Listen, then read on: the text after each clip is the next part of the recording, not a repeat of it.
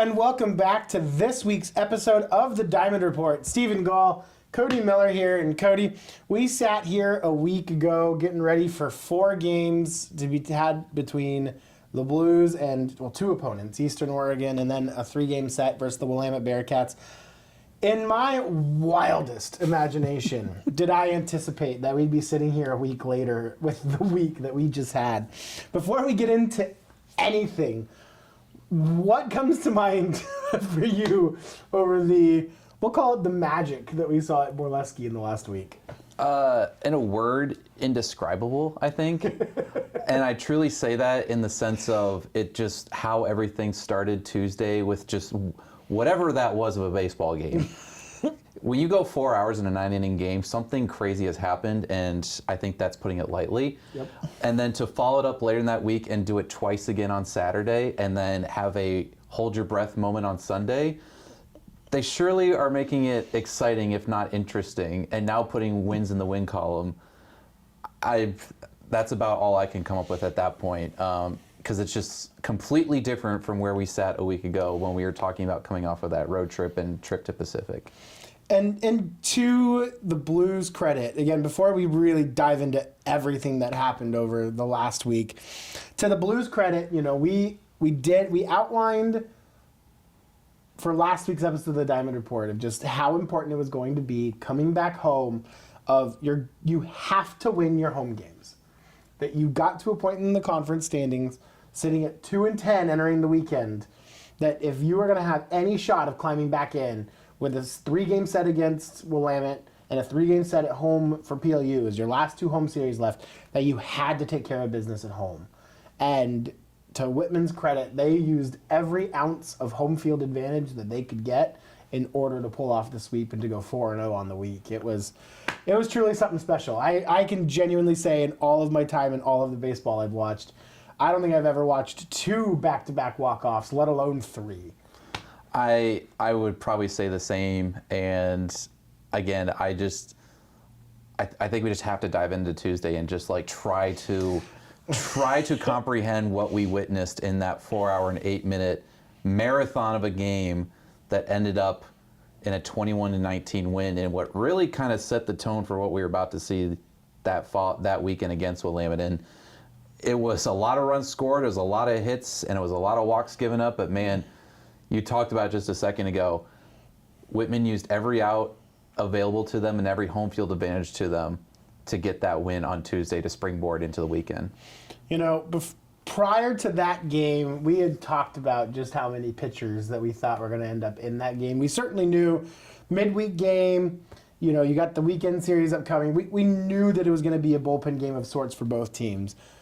And my wildest dreams did I imagine that we'd see 24 pitchers used between the 2 teams. I actually brought my scorebook for a little bit of show and tell today. You had to go into 2 columns. I had to go. I had to go to 2 columns for one side and just show folks what the scoreboard looks like. I had 2 columns here for one of the teams. I ran out of space. I've got every ounce of space that I could possibly use to fill up to just write down all of the pitchers of record in that game. It was truly a wild scene, and the big thing that we saw from the Blues that we didn't see in games 1 and 2 against Willamette, saw it in game number 3, but Whitman jumped out in front of Eastern Oregon on Tuesday. They were up 4-1 after 1. Eastern Oregon climbs back and ties it up 4-4 top of the 3rd. Then 5 runs from Whitman in the bottom of the 3rd inning to make it 9-4. Eastern Oregon responds with 3 runs in the 3 runs in the top of the 4th. The Blues match the 3 in the bottom half. Then Eastern Oregon goes 5 runs in the top of the 5th.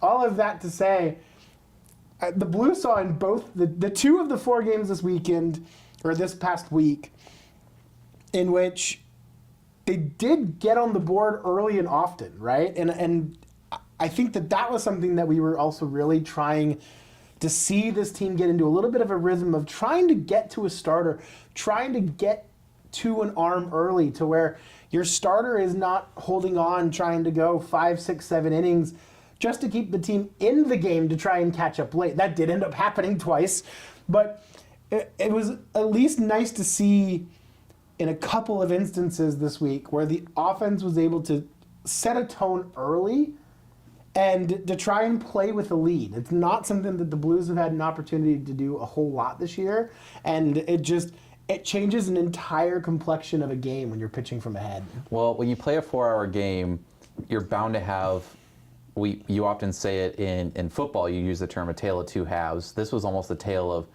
two parts of the game. I think by the time we finished the middle of the 5th inning, we'd already gotten 2 hours in. Yep. Not that we were keeping track. But it was 12-12 halfway through, then 13-13 after 6, and then all of a sudden it became a mini pitching duel as Whitman was blanked for the next 3 innings. Eastern Oregon did score 2 in the 8th to take a 15-13 advantage at the time. And we were just wondering there, like, where did all this pitching come from all of a sudden?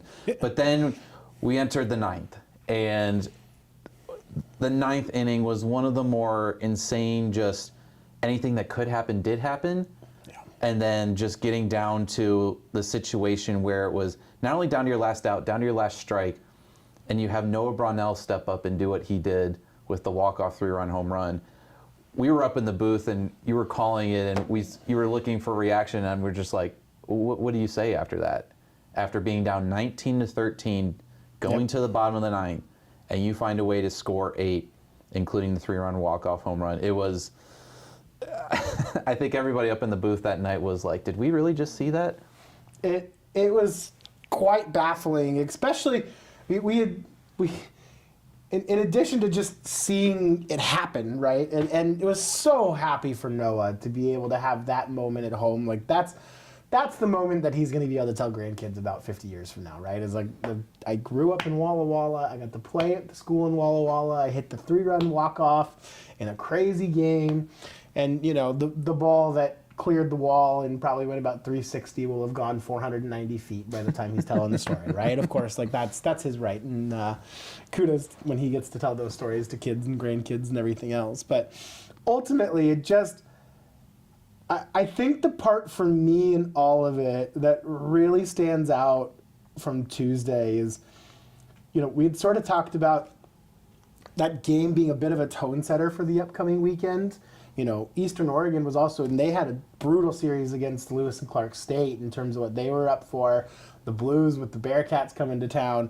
We had talked about it being really a trend-setting game, a tone-setting game, is what the Blues in particular hadn't been home in forever. It had been nearly a month since they'd been home. You have the midweek home game before you come back for a conference series, feeling backs up against the wall a little bit already as it is. What can you do, and what are the things that are going to happen that sort of set the tone? Little did we know what a tone was being set for the weekend as a result of the Tuesday game, but just the sheer resilience that the Blues did show to fall behind 19-13 late in that game after Eastern Oregon had come in and shut the Blues down for 3 consecutive innings. Whitman didn't score in the 6th, 7th, or 8th, as you had mentioned.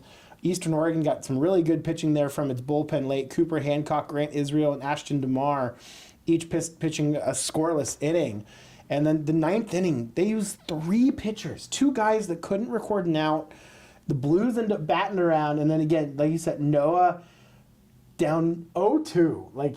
And then goes right back to the same pitch and just hammers it to walk it off. And the jubilation that was experienced, I've never seen a game quite go like that. Certainly not playing, Borleski is no longer a football stadium, but it could have been on Tuesday. Well, I think it was you told me the next morning that it was our heads groundskeeper, Tim Duncan, Yep. that reached out to you and after he saw the final score, and he said, I ordered sod. And you're like, why did you order sod? And he's like, well, this used to be a football stadium, but based on last night, if you're going to keep using it as one with the score, I'm going to just lay down sod and we'll play football from now on. So a truly just remarkable comeback effort where they easily could have just, down 6 in the 9th. It's like, okay, it's a midweek game. Let's focus on the non-conference, but they didn't.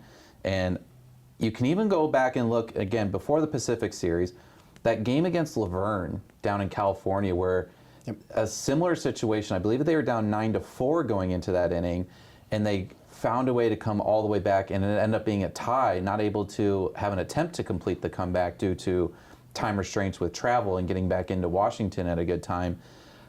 But you're almost kind of starting to see like there's not a lot of give up in these last couple weeks. And the way this Northwest Conference season and the standings and the schedule upcoming is, you're going to need that because you're going to have to fight for every run, every hit that you're going to get, especially with who's coming up against Linfield, who we'll talk about later on in the podcast.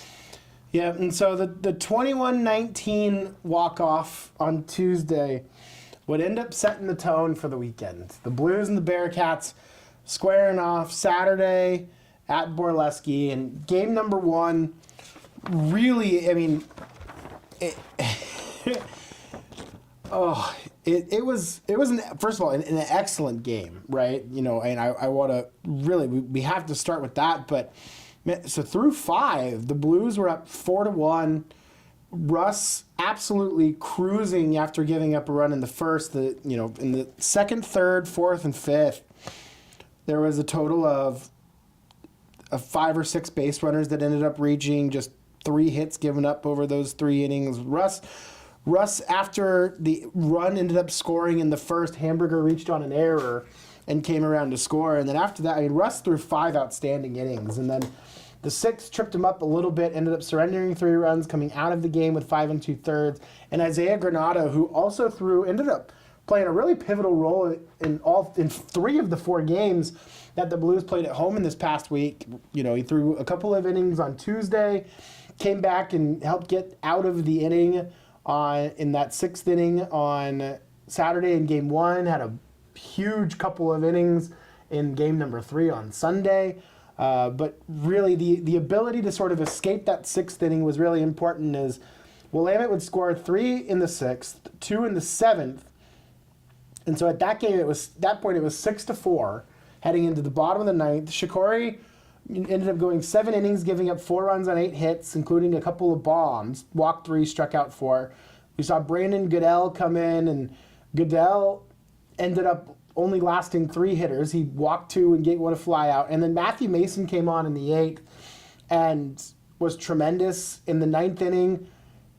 Wasn't really sure if the Blues were going to be able to come up with what they needed to do, but the pickoff. The infamous pickoff that we have. I mean, we can't talk about the way that game played out without mentioning it was bases loaded.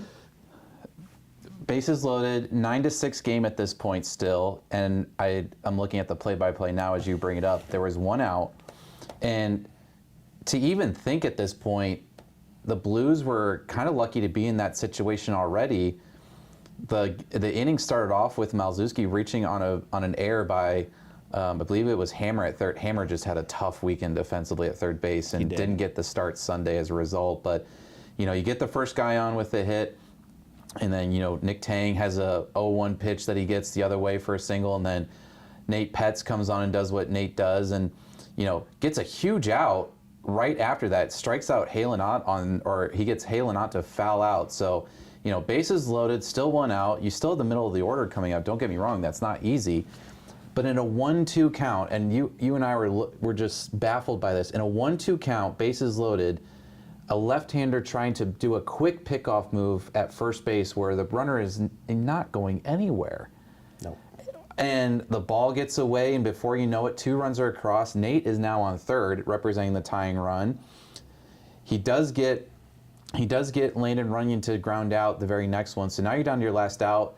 But Samuskowski-Lappin comes right up and almost walks it off. If we remember that, it was about 2 feet away from going over the fence in left center field. Yep.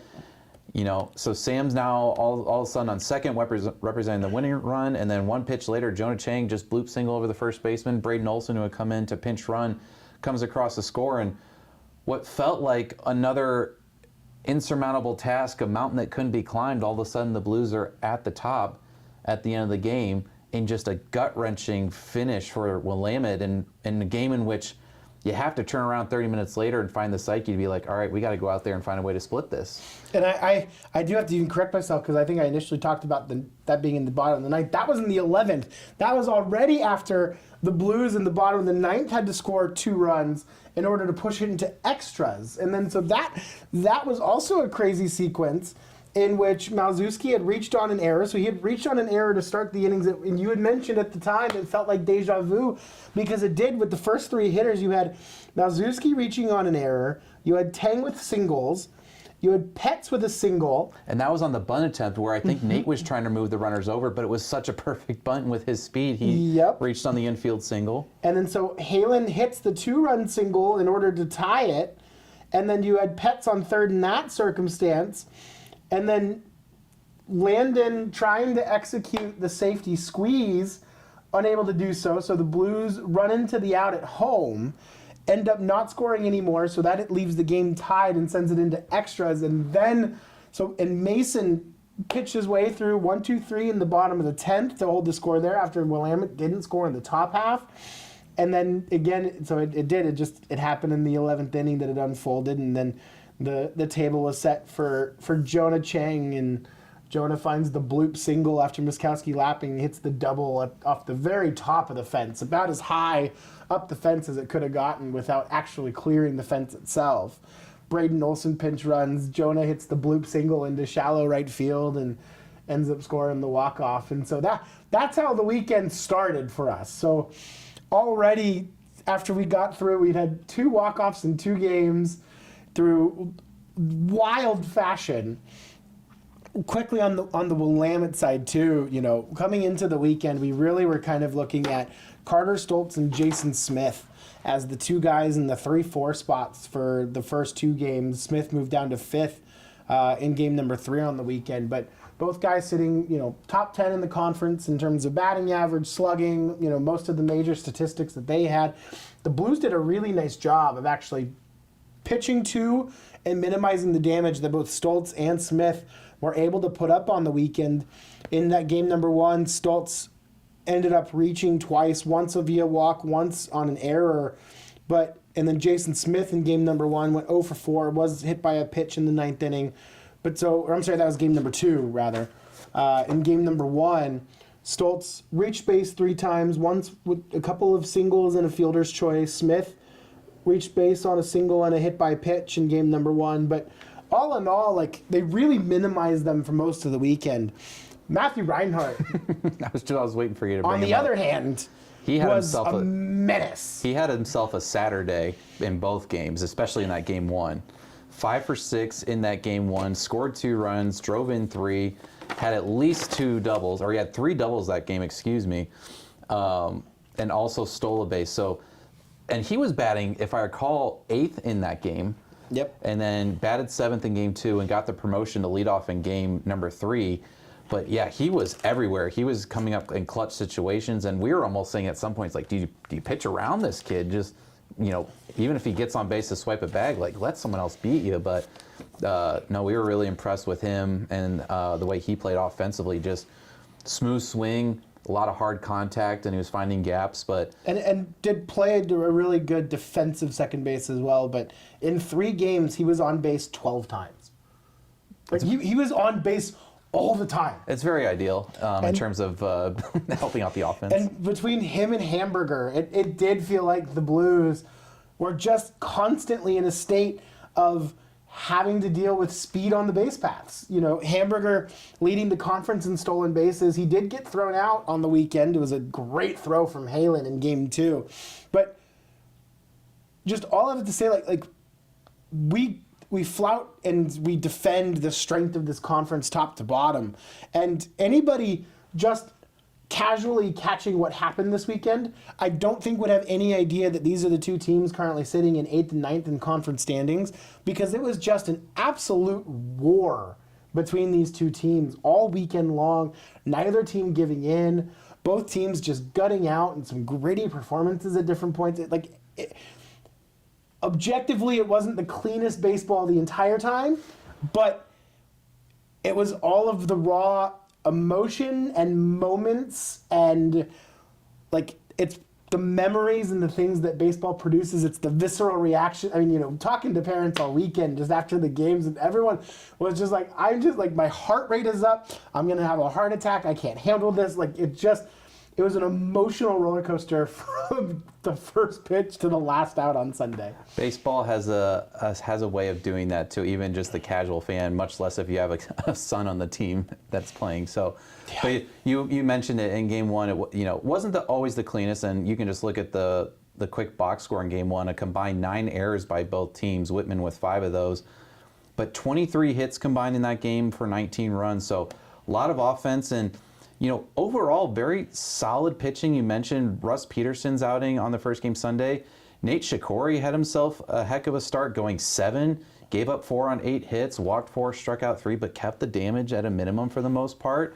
It was really just those 2 crucial points where they were calling on Matthew Mason to close out a game, not once but twice, and it was deja vu, because you go looking back at the first 3 hitters of what happened, air, single, and all of a sudden, guys were on base, and one mistake later in the pickoff move, and the rest is history.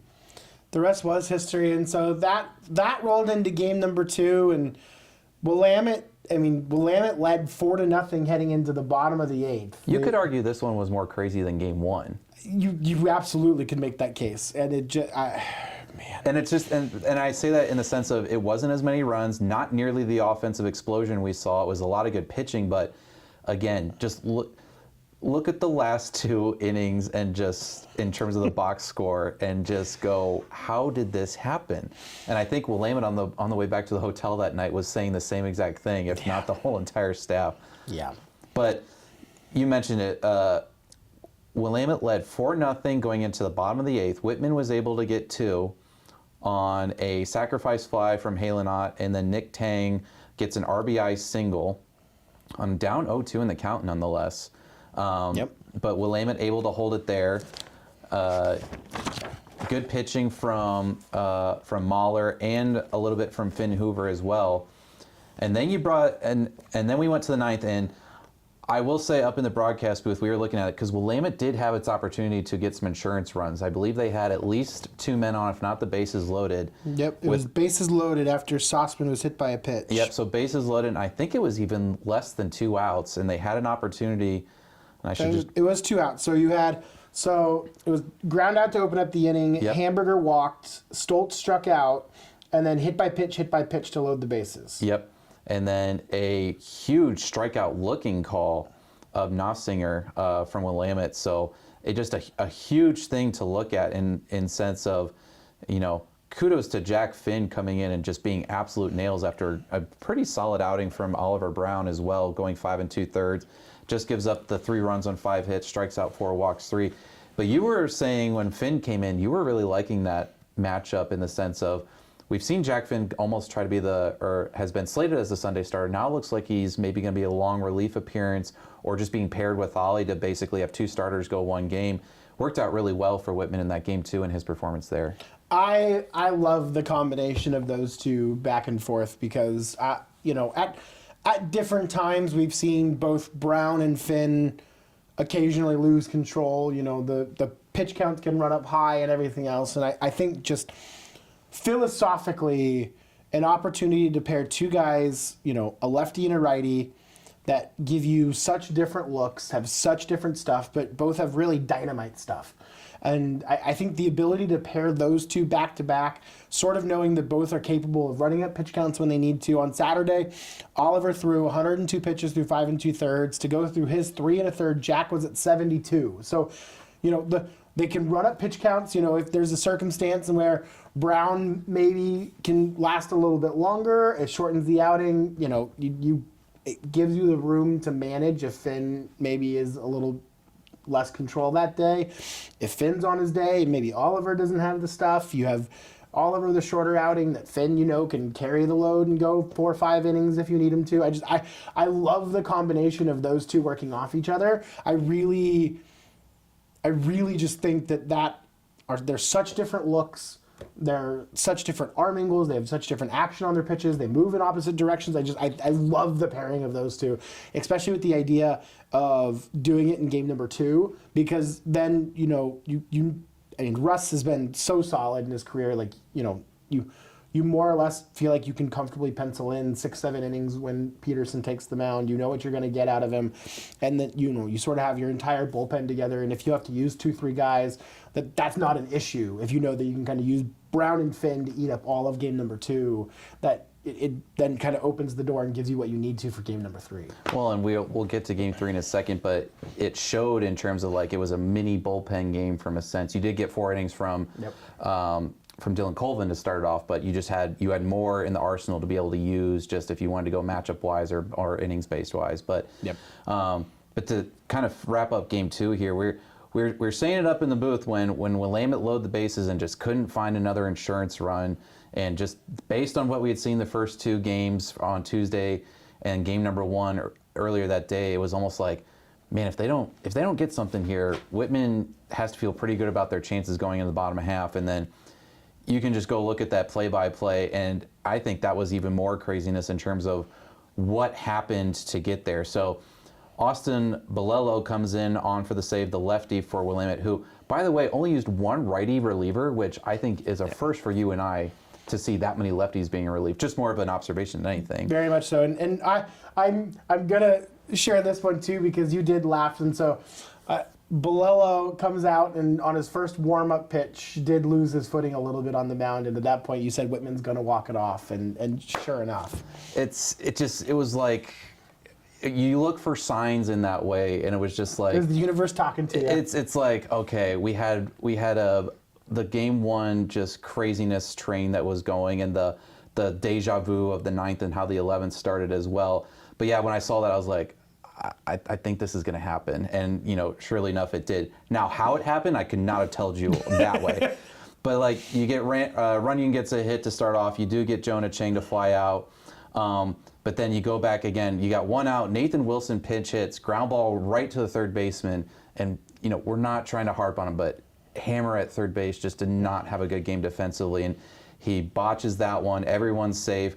Then Brownell pinch hits for Nobrega, who was the hero on Tuesday, and he reaches on that crazy play where it was a ground ball to the first baseman, and it could have been a second potential inning or game-ending double play, and the first baseman throws and hits. Drilled Nathan Wilson right into second. Ball drops. Everybody's safe again. At that point, I think everybody kind of knew it was eventually coming.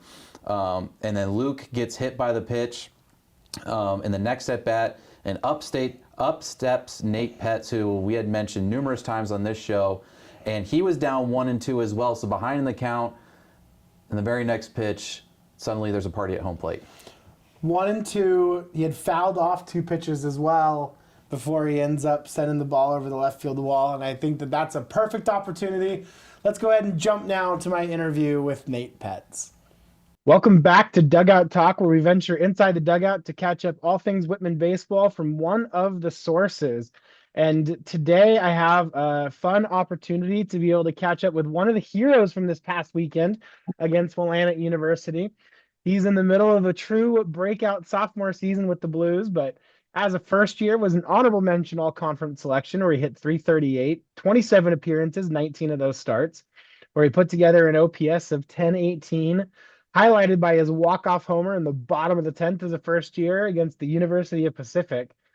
Here he is now as a sophomore in the middle of a 14-game hitting streak, and currently has the following conference rankings to this point. Second in the conference in batting average at .397, fourth in the conference in slugging at .569, sixth in the conference in OPS at .995, tied for 11th in runs scored with 25, third in the conference in hits with 46, and probably my favorite number, a 6-7 walk to strikeout ratio. He was an honorable mention all conference selection a year ago. Feel like he's heading for setting the bar even higher for himself here today. I have an opportunity to catch up with Nate Petz. Nate, how are you doing, fella? How you feeling? Pretty great. Got to sleep in today, undergraduate conference, but how are you doing, Steven? I'm doing great. It's time never stops for us. We came off the weekend and getting ready to host Northwest Conference tennis this upcoming weekend at home. Shout out to the men's and women's tennis programs, both clinching #1 seed. So we'll have a busy weekend here at home, but also be paying attention to you guys of a big series this upcoming weekend at Linfield, which definitely want to have a chance to ask you a couple of questions about. But first, I started kind of off and Red, and you're kind of sitting towards the top of the leaderboard in a few of these. Did any of those numbers maybe make you like? Are any of those more special to you than any other one of them, or is one of those you worked especially hard at? I mean, I just hate striking out. That's really all. I That's the love only that. thing I I never try to do. love that. Like I said, Like, a walk to strikeout ratio of almost 1 to 1 is I love seeing it, especially when the strikeouts is in single digits. So that's yeah, my favorite too. I try not looking at the numbers until someone will, without fail, like my mom or a teammate will kind of tell me, and then figure the juju's out from there. So I'll take a look. But yeah, the strikeout's the only thing I really look at. Yeah, I love it. I absolutely love it. Cody and I, and obviously you guys don't get to listen to all of our games, but Cody and I hammer on pitchers for walking too many guys and for hitters for striking out too much. So it's a kudos to you. We love balls in play. We love, I mean, that's what the game is. It should be the action of it. It's ball in play and making plays and taking care of stuff. But Yeah, I got to give it a chance. exactly. Exactly right. And I mean, giving it a chance certainly meant for good things this past weekend against Willamette. So, Yeah. putting the ball in play, good things happen. Before we get kind of into the state of things currently, we do, I kind of like to start back and, taking the hot tub time machine back a little bit. So tell us about, just growing up, were you always a baseball fan? Did you have other sports you were into, other activities, interest, always a sports guy? Just what was young Nate Petz like? Yeah, my childhood for baseball was very fortunate. I'm from Sacramento, so I grew up a Giants fan. Yep. So when I was 4, 6, and 8, they won the World Series. Oh, you Um, lucky boy, you. yeah, and I pretty much my parents have told me that I just learned baseball from watching TV. Okay. Like not without any help from them, just trying to do what I saw on TV. So pretty much always mainly baseball. I played a couple other sports. I played soccer in high school, which was Yep. more of just like a really fun thing for me to do. I was a goalie. I was terrible with my feet. Don't ask me to kick anything. Um, yeah, m mostly baseball. I was also I played trumpet. So Okay. since fifth grade, that's what my grandpa did. He was a band teacher for 40 years. Oh, cool.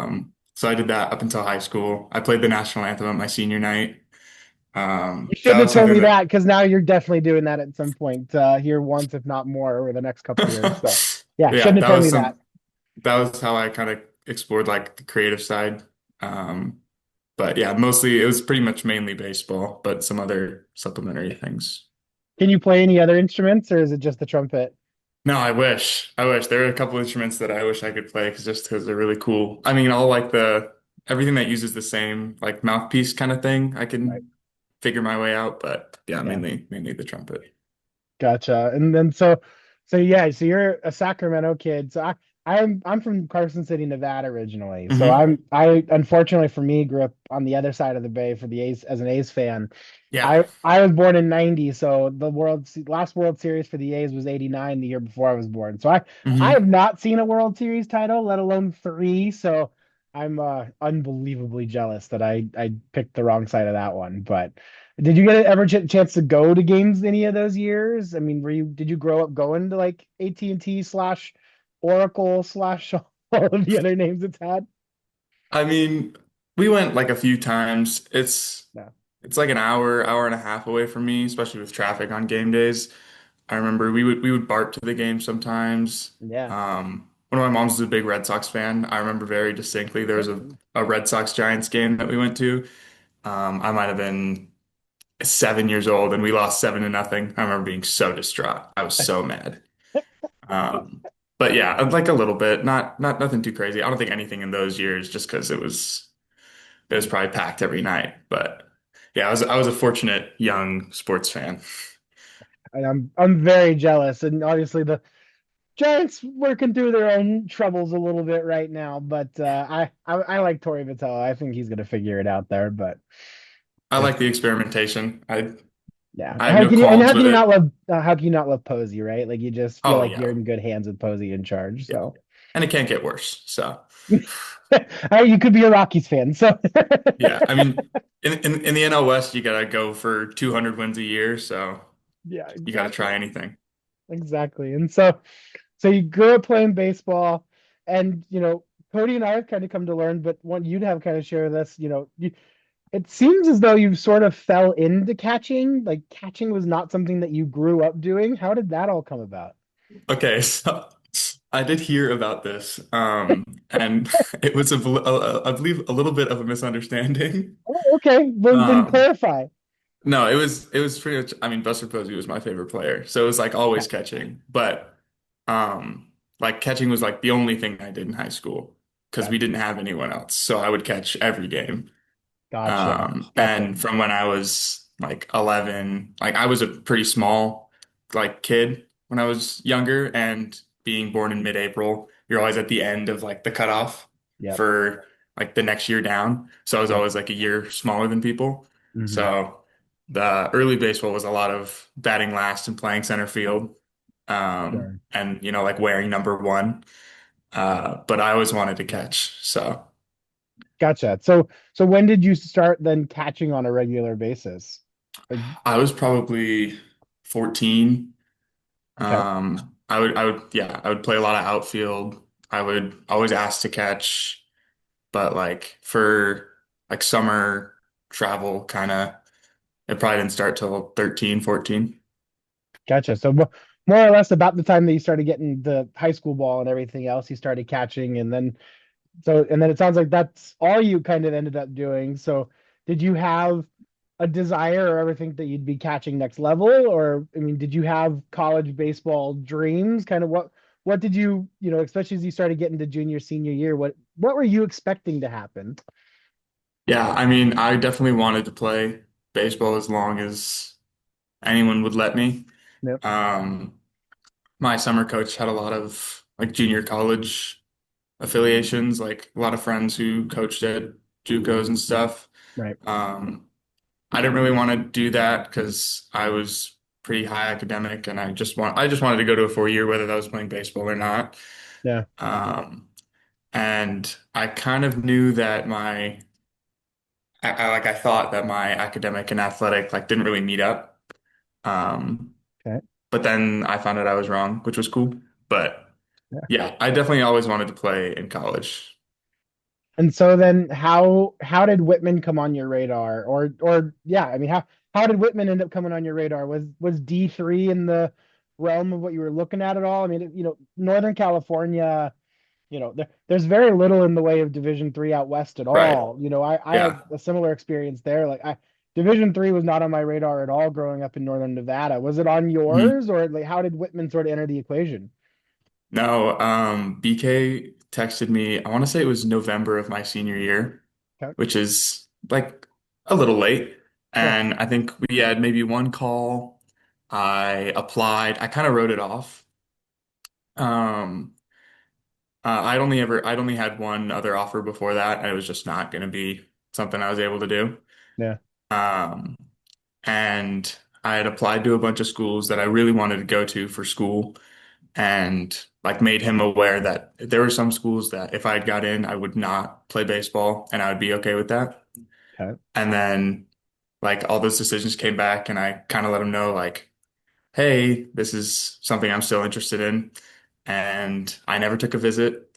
I got a FaceTime tour in the rain, and it was super gritty and grimy and 40 pixels on the screen. He's like walking around in the library, like, this is the library. And I'm like, I can't see anything. So, but yeah, it was kind of a spur thing. No, definitely not on my radar. I wasn't really exploring. I mean, I sent more emails in my time in high school out to coaches than I think I will for the rest of my life. But Yeah. yeah, I mean, I did like Johns Hopkins, like schools that I would want to go to. I'd never heard of Whitman until they Mhm. texted me. But yeah, I'm happy that he did text me. So Yeah, absolutely. So you ended up committing to come to Whitman and having never been on campus, but so you show up day number one then, and was it what you expected after seeing 40 pixel grainy rainy gyms and everything else, or what was your experience then getting on um, campus? I remember driving up and super hot. It's maybe like 97 degrees the first day I'm here. And it was something about the way we came in. I remember thinking like, oh, what did I do? Like this is just this, there's no way. Like, Yeah. and then campus was really pretty and I had nothing but the best time my first year. So Yeah. I am forever grateful for the opportunity. And then so you came in as a first year, certainly from a perspective of, there were several catchers on the roster, including a couple of seniors. Did you have an expectation of playing it all as a first year? I mean, obviously you can kind of look back on it now with a little bit of hindsight, but heading in, do you remember feeling like, I'm just going to compete for a spot and see what happens? What were your expectations for yourself? I mean, no, I think coming in I was about 150 pounds. And I remember in the fall, I don't think I had a hit out of the infield. And like the only thing I could do was run. So I was like, okay, like I'll probably run. Like I'll probably pinch run. I Yeah. didn't think I would catch. I didn't think I would like hit very much because I mean I put a lot of weight my freshman fall, but I was still learning how to like move with it. Yeah. Um, yeah, no, I would definitely was not expecting to to see as much playing time as I did my freshman year. Yeah, and then you also ended up doing so largely in the infield, right? I mean, what was that Right. transition like? Because it sounds like you weren't playing infield really at all growing up. So, what was the transition like in terms of trying to sort of learn a couple of new positions kind of on the fly? Yeah, I mean, my off days in high school, my rare off days in high school would be spent in the infield just because that's where we needed it. Yep. Um, and I came in last year like with that under my belt, saying like, "Hey, I can do this." And then I think we kind of nipped that in October. Um, and then I want to say it was the week leading up to the George Fox series. They were like, "Hey, do you still have your infield glove? Because you might need to go take some ground balls." And I took two or three practices of ground balls. And I remember on the bus ride to George Fox, I'm asking Jonah, who has been playing infield, the whole Yeah. year, like, hey, like, what are the signs? What are the bunt coverages? I need like a crash course in second base right now because I didn't have Yeah. anything. Yeah, that was that was all very fast. And also the infield outfield that I took at George Fox that week, I think the worst one I've ever taken in my entire life. I think I booted every single ball that came at me. Oh And man. I remember thinking, there's no way I get thrown out here again. Oh man, that's funny. And then so to not only get thrown out again, but thrown out again a lot.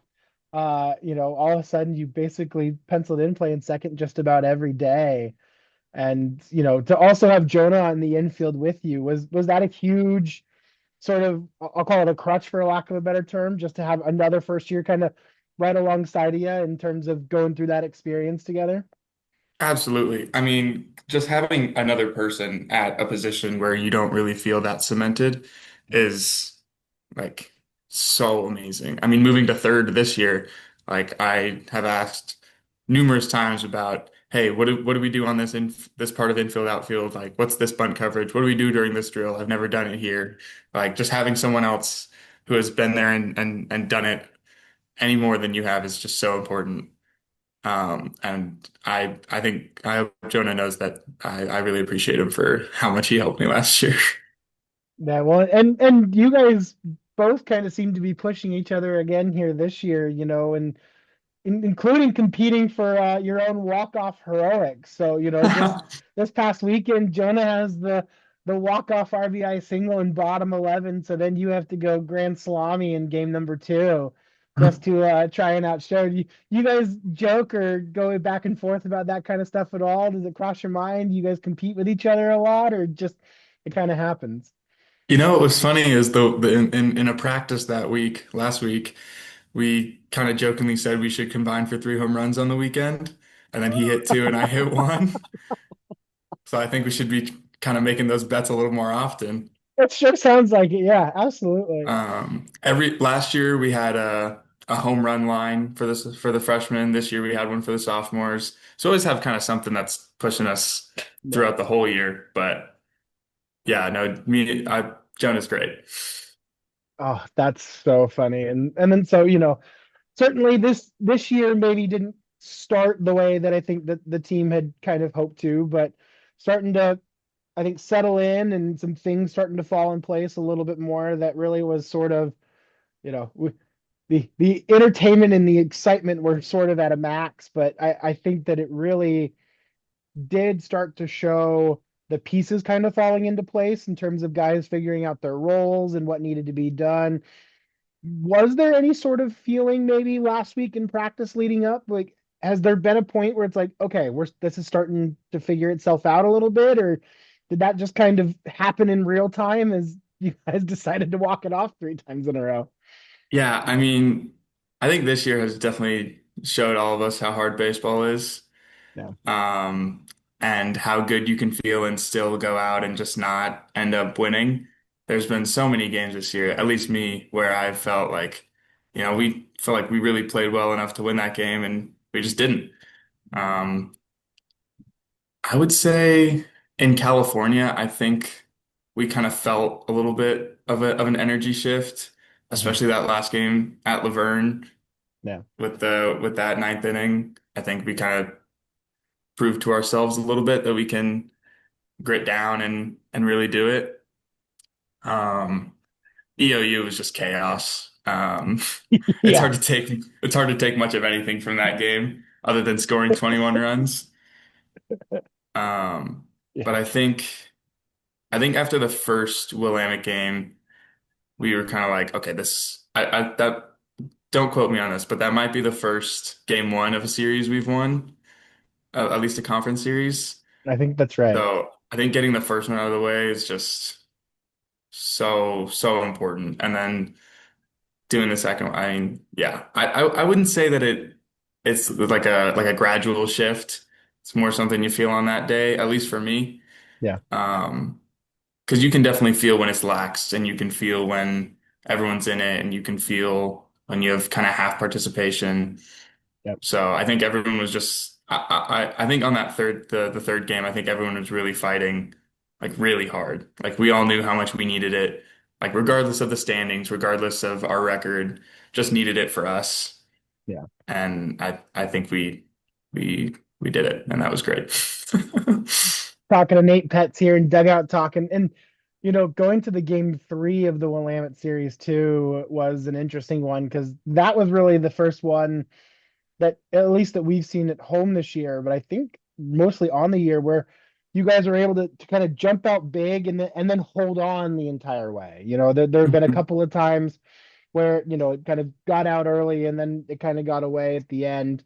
Obviously, the first 2 games, was just the wild comeback, but that feeling of playing with a lead, hasn't been something, especially early, that you guys have sort Mhm. of taken on this cardiac kid mentality of just the wild comebacks and 4 spots and 5 spots and seventh, eighth, ninth innings. Is Mhm. there anything in an approach perspective that you feel was different for game number 3, or just balls found the ground and found holes early and take what you get and keep doing the same thing every way? Yeah, I mean, I think the first inning in that game having two really loud outs and 5 runs was just like, okay, we're here. Like there's no way we lose it. Like Yeah. even in some games that we've been losing this year, I've kind of felt that where I just don't think we're gonna lose this game. Mhm. And I think we all kind of had that mentality in it. And it's not even, I don't think we're gonna, we just can't. There's no option. We just can't lose this game. And Yeah. it's one of those where we've had a couple in the past, at least since I've been here, like not blowups, but where you feel like you should have won the game and you let it go and you were winning. Um, and Ryder came in and like just so nails, just against like their best hitter this year and Yeah. like beating him high with the fastball is just that's such a perfect way to do it. That's such an electric way to do it. Yeah, it felt a little less gritty at the beginning and then it got really gritty towards the end. So Yeah. it seems like we just kind of need to find that. Which is not fun to be. It was a very emotional weekend, like catching very high, very low. Yep. Um, Well, yeah, it and seems that. like we just need to Sorry, no, go ahead. find, it's like we just have to put pressure on ourselves, which is, you know, maybe don't put that in there, but feel Yeah. candidly, it feels like that's what we need to do. Yeah. Well, the pressure is certainly on there at the end with Stoltz at the plate and runner was on second, I believe, at the point. So, yeah, it had to have felt good. Well, certainly it must have felt great because you guys were exuberant after locking down that last one, and Peterson gets the strikeout, and so, puts the team sort of back in a spot to try and make a move over these last three conference weekends, but two of them on the road this upcoming weekend against Linfield. You'll end the season at Whitworth. What's the team's mindset? I was you guys had off day yesterday, so you guys really probably haven't met as a group just yet, but talking to guys, just being around, a little bit. Where do you think the team's mindset is at now, kind of heading down this final last 3 week or so stretch? Yeah, I mean, I think we all know we're still in it. It's really not crazy to make the tournament at 12 and 12 in conference, and that's not completely insane for us to do down the stretch, Yeah. especially like having proved it to yourself late. It's one thing to get out to an early start in conference and then sort of fizzle off and saying, okay, we need to scrape, four of these last eight games and then we're 12 and 12. But I think having a big goal in front of you is important to like you have to play to that level or else it's not going to happen. Like I think a lot of us were saying if we aren't down three in that last inning, I don't think we win. Yeah. Um, it feels like kind of the same thing. Feels like we're down three in late innings, and unless you get going, you're not going to get going. Like Yeah. you can't sort of limp and expect to still be in it. So I think we all feel good, and I hope we all feel ready. Yeah, absolutely. And we'll certainly look forward to finding out if you guys are ready, but I want to have a chance to we'll back away from baseball just a little bit and get back to some of the Whitman stuff. So now that you're on campus, obviously, you stay plenty busy as a student athlete, but you also talked about being high academic. So from the perspective of trying to balance being a student and an athlete, how has that transition gone for you at the collegiate level? Yeah, I think freshman fall, I don't want to say easy, but it's really like nice for you to be able to make mistakes because I wouldn't say anyone expects that much of you, which is a good thing and a bad thing. Like you should always expect of yourself and all that, but you can sort of like you have mandatory study hall, which everyone complains about, but having an hour every week where you like have to, or 2 hours every week where you just have to do work is like really important. I would say the first year stuff that we have at Whitman, like coursework wise, and I think having you always have someone on your team who's in the same little like category as you for your gens class. That's Mm. always really nice because you're always doing the same work. Um, and then the spring kind of kicks you in the face a little bit. I remember that happened to me. Especially I was taking a little bit of some harder classes for me, Mhm. and which is just yeah, the spring is hard. The spring is way harder than the fall. You get through the fall and you're like, wow, this is nice. And then maybe like I think it's around the time games kick up, you're just so busy.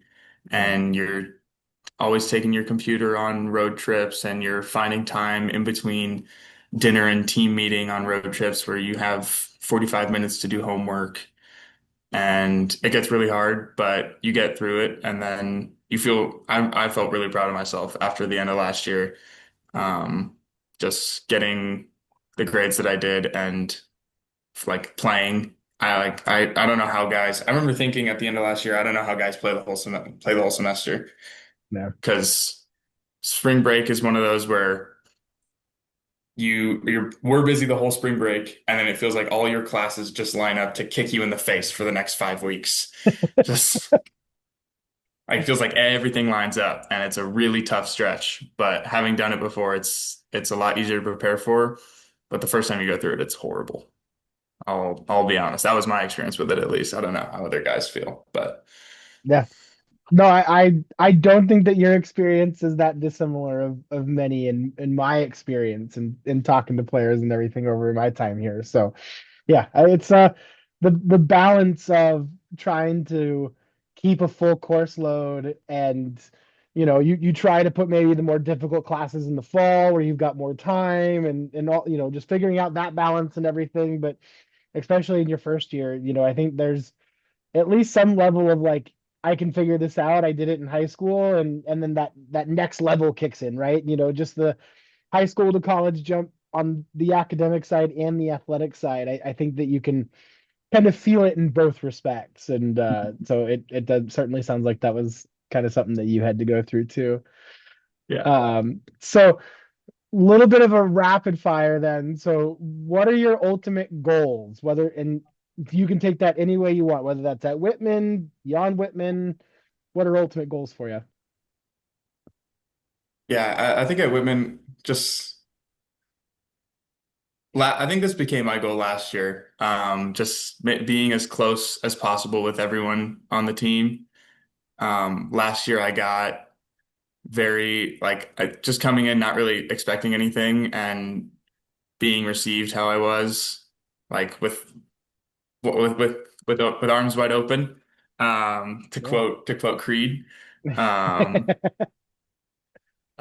is just like that's how I hope to accept everyone else. And I can't be more thankful for the group of guys last year for giving me a really good example of how to gel with everyone on the team. And I think that's just my goal is to just have a cohesive unit every year. I love that. So what has been your favorite baseball memory? You've got quite Um, a few to pick from, even just in college. yeah, So yeah. I didn't think at this point that I would have two walk-off home runs. I'll tell you that. yeah, Um, I think I'm gonna go for the Pacific homer. yeah. Apparently I had the take sign on that pitch. I have not heard that.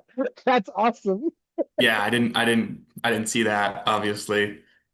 But that was just kind of a surreal, like I didn't play in game one of that series, Yeah. and I led off, I think it was the third inning of the first game that I played, and Wyatt Adams was just like in my ear. And he's like, okay, like what are you seeing? What are you seeing? I'm like, well, he just threw a lot of fastballs in a row. He looks like he's kind of feeling that. He was like, okay, so what are you gonna do? What are you gonna do?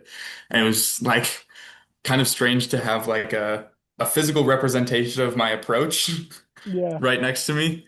Um, Especially for that to be Wyatt Adams on top of it. Very intimidating. I was very scared of him coming into the year. Yeah. Um, but then just like kind of, I felt like I was not there. Felt like it was all out of body, which is Mhm. like the best you can feel when playing sports. So I'll go for that. I love it so much. What's been your favorite Whitman memory so far? And so we'll take that list away from baseball. Sure. Yeah. I got to do a really cool project in my data science class. Hmm. Um, Schuler, who's just absolutely wonderful. He gives Yeah. us really like a lot of free reign with stuff like that in our class. And I did this sort of like I scraped all this game log data for this kind of new and improved reliever stat that's just like high leverage shutout innings, Okay. and then compared it with like baseball savant data to predict who's good relievers. And I had a lot of fun doing that. It never felt like work.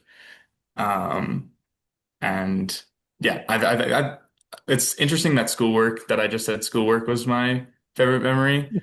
That's kind of the only thing that came to mind. Hacky sack, also big fan of hacky sack. Also shout out Jonah for hacky sack. Loving hacky sack. Shout out But yeah, Jonah. I'll go with my data science final project, surprisingly.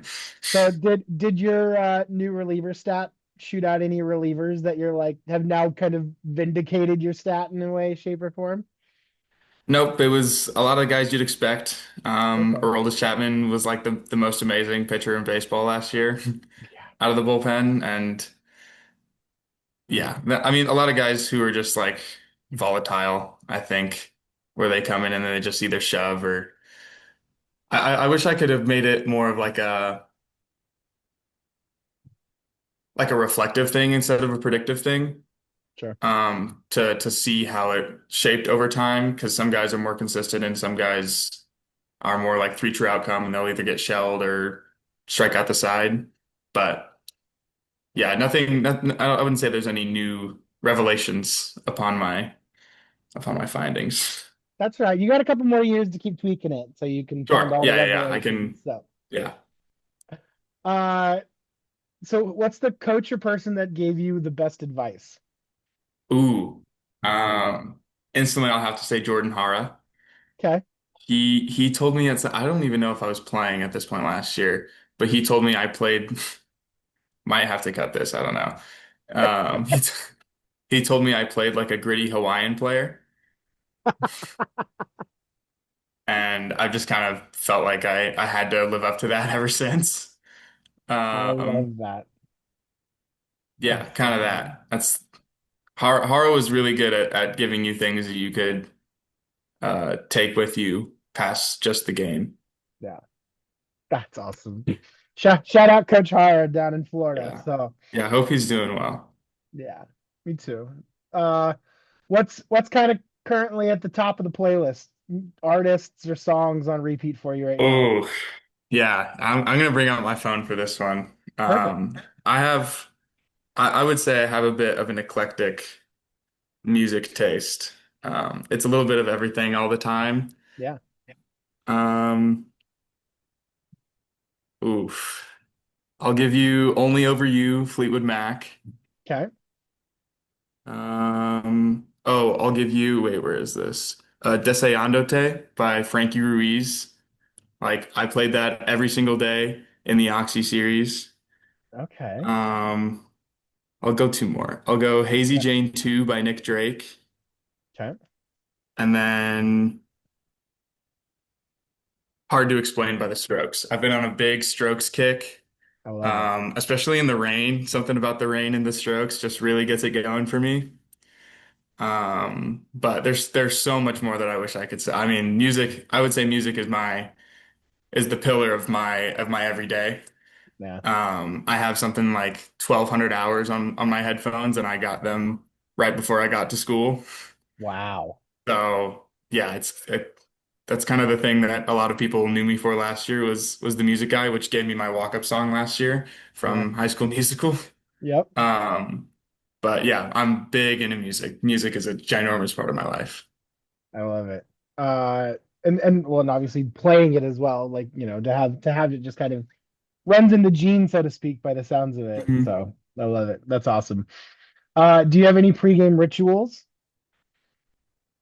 Um, I used to chew a piece of gum, and then if I got a hit my first at bat, it was good luck gum, and if I didn't, I would spit it out, and it was bad luck gum. I stopped doing that because earlier in the year was a lot of bad luck gum. Okay, fair. Um, no, I wouldn't say there's anything that I'm like very superstitious about this year. I was a lot more last year. Before every at bat, I would sing "Do I Do" by Stevie Wonder to myself.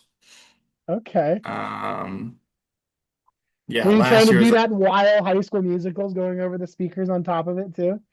it would be when I was in the on deck circle Yeah. or like when I was in the field, which is fun because there's four verses, so a lot of the times it would be like the first verse for my first at bat, second verse for my second at bat. I thought that was fun. And again, another thing I started doing at the start of this year didn't work for me. So just kind of axed it. But no, I kind of wish I did. I wish I did have pregame rituals, but I don't. And I think it's working out okay. So No. I'll keep I'll keep not doing that, I guess. Yeah, so by the sounds of it, having one has been the worst thing for you. So you got to keep switching it up every time. Yeah. What's the funniest teammate you've had so far? Oh gosh. I got a tie for first place between Carl and Tanner. Okay. It's so close for them. Carl's a bit like Wyatt Adams, where he'll just come out of nowhere, out of dead silence with something, and it's really funny. And Yeah. Tanner's really good at playing the bit. Dylan also, I have two classes with Dylan, back to back for 3 hours, and they're both math classes, so they can get pretty droning, Yeah. but he keeps them pretty light and fun. Yeah, I'd say those three guys. It's really hard to pick one. Totally understood. We've gotten a fair share of Moco from a couple of guys so far this year, and he doesn't seem to think he's funny, which just is perfect, Carl. 100% So part of it. Absolutely. yeah. So shout out Moco here. Everyone loves you, Carl. So uh I'm gonna leave you kind of with this one first. If there's anything you want to kind of promote you're doing or talking about, anything else that you're involved in on campus. But I know also just announced recently you, Jonah, Landon, and Owen gonna be sticking around this summer too and playing for the Walla Walla Sweets. Can you tell me a little bit? You excited for that opportunity? I am excited for that. I didn't play at all last year, Mm-hmm. which was just kind of a choice. I just had to work, you know. Yeah. This year I was really excited to jump into that, and from the sounds of it, it's going to be really fun. We're home at Fourth of July, which sounds like the Sandlot. Sounds awesome. Yeah. Um, yeah, and I'll get all 12 months out of my rent, which is really Hey, there you exciting. go. Yeah. Very excited about that. That was a big convincer for my mom. Yeah. Um, yeah, this week's is gonna be really fun. And me and Jonah are living together. Cool. It'll be a great time. You get to play for former Whitman Blue Leo Rivera this summer Rivera, too. yeah. So have He you had a he chance to texted meet Leo us. yet? Okay. Yeah. I don't think I've actually he was at LC State last year when we played them. Yep. But obviously I wouldn't have any reason to go up to him and talk to him. Hold on. He Right. he texted the group chat of all the guys who are playing for the Sweets. He said, "Big win today. Keep that rolling. Go run the table the rest of the year. Tell the boys all the alums are watching and pulling for you guys." Oh, there. Which is really nice to hear. That was a great boost from him. Yeah, I'm so excited. Way cool. Well, excited to watch you the rest of this year and into the summer too. Summer's my chance to get to hang out and watch baseball, so I don't get to do as much of that anymore. Mhm. So certainly looking forward to it. Nate, really appreciate you hopping on today. It's good chatting with you. And big weekend this weekend against Linfield, so go get them, okay? Yeah, let's do it. All right, again, so that was me having a chance to catch up with Blues catcher, infielder, outfielder extraordinaire Nate Petz, who had himself an unbelievable weekend. His moms were both able to make the trip up and come see him play at Borleski for the first time, and his mom Heidi took so many pictures. I can't imagine. Like, she's probably still editing photos and looking at photos from the weekend. The parents visiting and hearing just the little stories that we get to hear, it just adds so much background to all this. And we'll get to the picture one in a second, because that one even has a funnier end to it. Yeah. But we were talking with, I believe it was one of Nate's parents, and she said that, Nate in high school, he did catch, but it was only because no one else in the team could catch. So Nate's like, I will catch. That's fine. And maybe not his most natural position. It did sound like he grew up playing it most of his career. But that was just a testament to what we've come to know about Nate. It's like, I don't care where I'm playing. As long as I can be out there and playing, I will do it. We've seen him at catcher. We've seen him at second base. We've seen him at third base. We've seen him in the outfield. He's probably passing out hot dogs and hamburgers in between games as well. That's what Nate does. And for him to have that moment as well, for that walk-off grand slam, and I mean, I couldn't believe it. You were going crazy and had to go down to make sure that we could play Sunday's game. But just trying to wrap up what we had seen in those first three games, it's like, well, Nate Petz just came up and hit a walk-off grand slam. Oh, by the way, it went exactly where Noah's went Tuesday. Oh, by the way, it's just an crazy amount of grit, of fight, not giving up, and putting yourself in the position to be able to do that. And just a crazy Saturday that then led into Sunday. But you mentioned the one, Heidi, that was taking the pictures. I believe she told us her camera died right before that at-bat. Yep. So she had to pull out her phone and take video and picture, and she got some pretty cool stuff. So just an amazing Saturday that then led into Sunday, and even a little bit more of a traditional baseball game than what we've come used to. Just by a hair. Let's not. The get only too non-walk-off crazy. of the game, of the weekend. The only non-walk-off of the week. Yes. As we moved into game number 3, and you know, mentioned obviously, you know, kind of talking about Nate's resume during my interview, but one of the things, again, just now sitting with a 14-game hit streak. He had 0 for in the last 2 games against Puget Sound, and since then has had at least 1 hit in every single game. And so what he's continued to do as a sophomore, you know, he really made a mark with some of the walk-off heroics last year as a first year, moving himself into the lineup on a regular basis, and it just has picked up right where he left off. He has just been steady Eddie in this Blues lineup, and man, just easy to root for. Just such a good kid too. So it's been fun to watch him play. So we moved to game number 3, and so again the Blues had an opportunity as a result of the work that the Arms did on Saturday in the doubleheader, that, you know, everyone was available virtually, and the Blues end up using 6 pitchers, but Dylan Colvin really seems like he has found himself a role here as the game 3 starter on Sunday. He really did a nice job, 4 innings, giving up 2 runs on 4 hits, 3 walks, 5 strikeouts, but never found himself, like, even in, you know, I mean, he gave up the 2 runs on 4 hits, he scattered 3, like, up until that 5th inning, like, when Tanner came on in the 5th, like, his first 4 innings of work, he never felt in trouble. Like, there was no point in the game where it was like he felt like he was having to be an escape artist and just continue to get out of things. I mean, you know, he obviously dealt with traffic through most of his start, but it always just felt like he was really under control of things, and it was great to see that presence, the mound presence, I think, from Colvin. We saw it right from the get-go. He struck two of the 3 batters out in that top of the first. Willamette went 1, 2, 3, strikeout, fly out, strikeout. But it seemed like he was just like attacking with the fastball, and then his curveball that he was setting up, or slider, was just mixing in so well that it looked like he had really good, you know, they call it tunneling.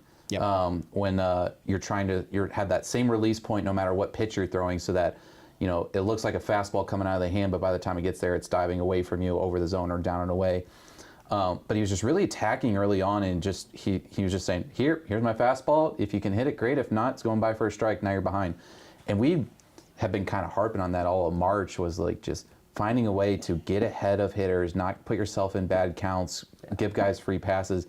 Dylan seemed to really take that to heart. Just had the 2 runs given up in the 3rd inning, but with that, on the flip side, Whitman did the opposite. They found themselves up 7-0 after 2, and it was almost like well, this is different. We haven't seen this in a couple weeks. So, Yep. So to have the early lead there was just a huge cushion. Willamette did fight back with 3 more in the 5th to make it a 7-5 game, then added 1 more in the 6th to make it 7-6. It started to feel a little dicey, but then a big 3-run homer by Halen Ott there in the 6th to really get some more of some breathing room there, as Willamette kept trying to chip away, and Whitman just kind of held him about an arm's length distance most of the way, even as we got up there into the 9th, and it got a little bit more of a hairy situation. And we did touch on it a little bit over the weekend in the broadcast, but I thought Sunday was really sort of the announced presence, so to speak, of Malzewski having found his home at the top of the lineup. On Sunday, he ended up going 3 for 5 with 3 singles. He scored 3 times, but in no at-bat did he face fewer than 5 pitches. And when you talk about a leadoff guy, like, you know, that overarching philosophy of, you know, see what the pitcher's got, make him throw some stuff. You know, if you can set the tone early of, you know, before he even faces the second guy in the lineup that he's already had to throw 4, 5, 6 pitches, like, you just immediately have already sort of set the starter behind the 8 ball, right? Like, you know, the guy doesn't want to throw 20 pitches in the first inning. Elliott Sue threw 35 pitches in the first inning. But, like, that tone is set. Malzewski works a 2-2 count before he gets a base hit. Nate flies out to center, but not before working the count to 3-1. Ott flies out to left, but not before running a full count and seeing an 8-pitch at bat. Tang doubles. Miskowski lapping runs the count full before he hits his bases clearing double. Like, you just, right off the bat, we saw the Blues were working Sue, and they were able to force him out of the game really early because it took him over 50 pitches, 55, 54 pitches to get through the first 2 innings. And I really felt that the lineup sort of unlocked in some respect by having Malzewski sitting there. Since TJ's been dealing with his injury, hope that he's going to be okay and we see that him back on the field sooner than later. But, the Blues had kind of tried a couple of different iterations as Coach Kitamura was kind of looking for that magic sauce, and it does kind of feel like that Malzewski sitting at the top of that lineup, being able to run out. I think Luke, Nate, Halen, Nick, Sam, really that first 5, and then Landon had arguably his best weekend that we've seen in a while, sitting in the 6th spot this weekend.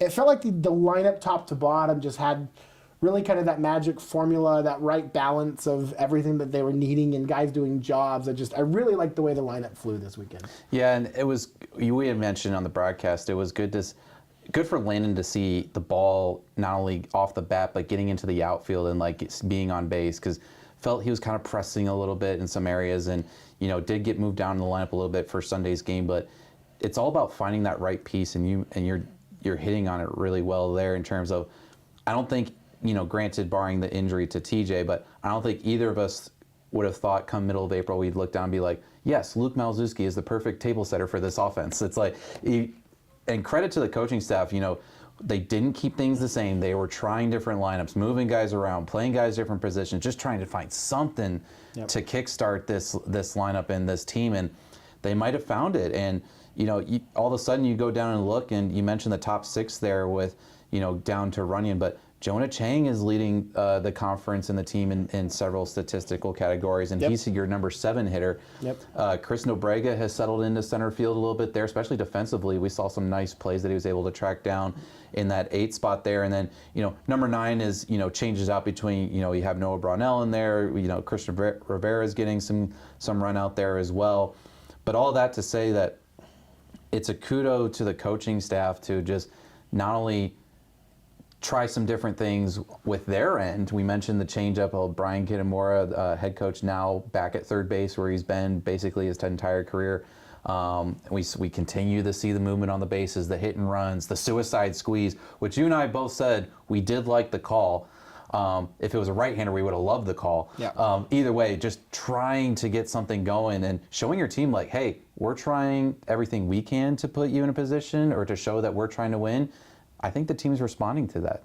And it really does seem so. And again, as you look at a lineup top to bottom, 2 seniors in the starting 9 as it exists right now, this is a group that will largely be back again in 2027. And I think that you're seeing some of the maturity and the growth that I think that we had sort of laid out as kind of an expectation heading into the year that, we'd maybe see some of that quicker, right? I think was sort of the hope or the idea. And so maybe it took a little bit longer to come along, but I do think you're starting to see some of those pieces start to fall into place a little bit.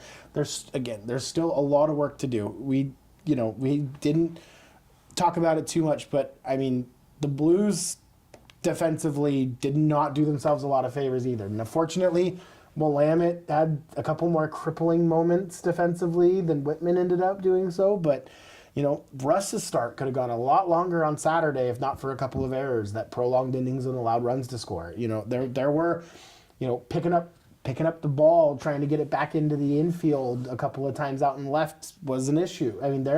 There were certainly some moments that growth and development you expect for some of those mistakes to go away. It mentioned sort of it in the start of the week and at the top of the broadcast that thought that error battle was really going to make a difference. Now it didn't. The Blues ended up sweeping the series despite losing the error battle in 2 of the 3 games, committed multiple errors in every single game that they played this weekend. So you're going to have to clean that stuff up, especially when you talk about what's coming up, as the Blues now will be heading to McMinnville to take on the Linfield Wildcats this weekend. Linfield, coming off having been swept at the hands of the Whitworth Pirates, now find themselves pretty solidly in second place in the Northwest Conference standings, but 3 and 4 can creep up on them. And, I imagine Linfield still has ambition and desire to find themselves trying to host that conference tournament. So I think it's going to be a really fired up Linfield team, and the Blues can feel good about what they've done, but you can't afford to show any hubris at this point. I think it's going to be a really fine line between confidence and overconfidence. I think you're exactly right. And Linfield's going to be feeling very, very motivated coming off the 3-game sweep at the hands of Whitworth. You know, they're coming back home, playing, you know, they'll look up at the standings and they'll see, you know, they're playing the now number 8 team in Whitman coming in. And I don't think they're going to see that as taking it lightly, as a way to bounce back, but as a way to your point exactly, they're going to be like, hey, we still have a chance to host this conference tournament, and this is the weekend that we can utilize to get back into it. Yep. Got to check who Whitworth is playing as we now start looking at the schedule game and the, you know, all that stuff, as roughly every team has about 9 conference games left. There's some off weeks worked in there as well, but you know, Whitworth at 15-3 in the conference, just more or less starting to run away with it a little bit. They do have a... They're at PLU before hosting the Blues to end the regular season. Yes, so... They have the weekend the PLU comes to town here. Yes. Is an off weekend for the Pirates. Absolutely. So I think this is the real test now that is coming with, you know, we had mentioned it in early podcasts that, you know, your first half of the season, Northwest Conference-wise, is done, and, you know, we were blunt at the time. You missed some opportunities to play or to pick up some wins against some quote-unquote lesser opponents, and now you have 2 of your 3 remaining series are the top 2 teams in the league, and that's a very tall task if you're going to find a way to creep into that 4th spot. And if you do creep into that 4th spot, your game 1 for the Northwest Conference is more than likely going to be the Whitworth Pirates, who are currently sitting 15-3. So there is a lot of work to do, but getting the sweep at Willamette, even by the skin of your teeth, is a great way to start. And the Blues, so you go at Linfield for 3, home for Pacific Lutheran, who, as it sits right now, are currently in a tie for 4th for that last spot with Puget Sound. You already have dropped the tiebreaker at Puget Sound. Lewis and Clark sitting in 3rd at 8-7. You've dropped the tiebreaker to Lewis and Clark. So you effectively need to clear those teams. And so it'll be certainly important to take care of business when PLU comes to town the following weekend. But I mean, this Linfield series, finding a way to win 2 almost feels like a necessity, quite candidly, especially if you want to give yourself any margin of error heading into your last 2 weekends. No, I think that's exactly how you got to look at it. I mean, we kind of set that as the goal when we were talking last week of the second half. It's like, you got to find a way now to win all of your remaining home games, and you got to find a way to take at least 2 or 3 on these remaining ones just to have a shot at that. You know, that roughly 3 through 7 in the Northwest Conference standings about this time of year is where it just becomes an absolute jumbled mess. But if you can get yourself back into that jumbled mess, then you have all the opportunity in the world to find yourself playing in the 2nd week of May for that Northwest Conference tournament. 100% do, and so it'll be interesting to see what the Blues are able to do on the road this weekend as they head to the University of Linfield, or Linfield University, to take on the Wildcats in a absolutely pivotal, there's a word for you, pivotal. We talked a lot this weekend. Talked so many words. So I think on that note, that's going to wrap it up for us here on the Diamond Report. Again, thank you very much to Nate for joining me. It was great to have a chance to just chat with him, and been super fun to watch him grow and really have this kind of moment in the sun so far here in his sophomore season and everything that he's been able to accomplish. Cody, it'll be another week before we're back here, and I mean, at this point, I don't even want to predict what's going to happen, because I would have never in my wildest dreams predicted the 7 days that we've had. If someone would have came to us after our podcast on Monday and told us what the next 7 days were going to be, I think we would have laughed ourselves into hysterics. I'm still laughing thinking about it. What a weekend. Tuesday night is one that I don't think I've still fully recovered from in the terms of like, did we really just watch that? We thought about recording an emergency Diamond Report, and I just don't think that either of us could come up with the words at that point in time. Absolutely Let not. alone to then watch 2 more walk-offs over the weekend.